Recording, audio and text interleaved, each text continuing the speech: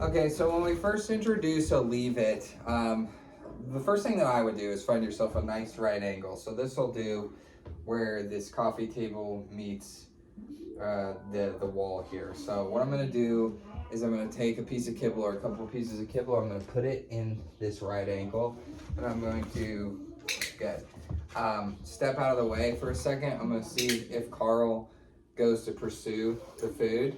Honestly, what he's doing right now and looking at me is a rewardable behavior. Anytime he looks over toward the food and does not pursue it, that's also a rewardable behavior. So what I want to do is, good boy, I want to click him as soon as he checks in with that kibble on the ground, before he decides that he's going to leave it. Good job. Before he decides that he's going to try to grab it, okay? On a long enough timeline, he will try to grab it. There's a note here. Typically, I will not use food for anything that I'm going to eventually give my dog. So anything that eventually my dog is going to be able to have access to, leave it, then I don't want to be giving that to them.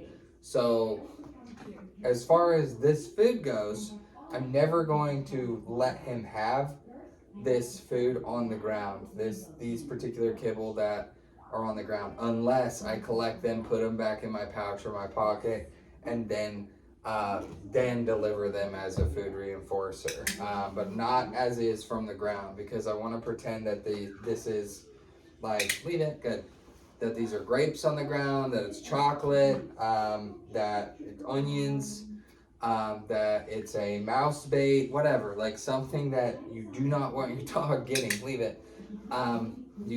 So you're not going to give them this kibble, even though it's kibble and we're just practicing with it. We want to pretend like it's the real deal.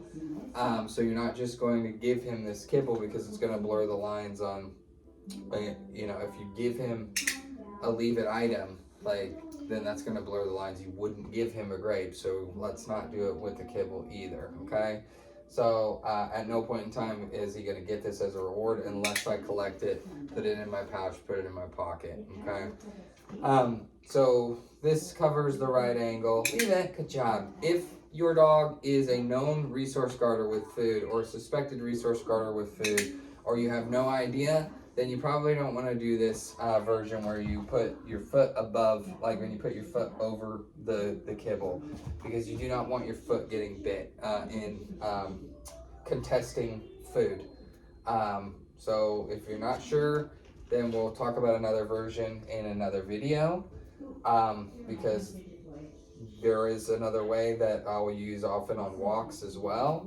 But this is where I start, is this right angle.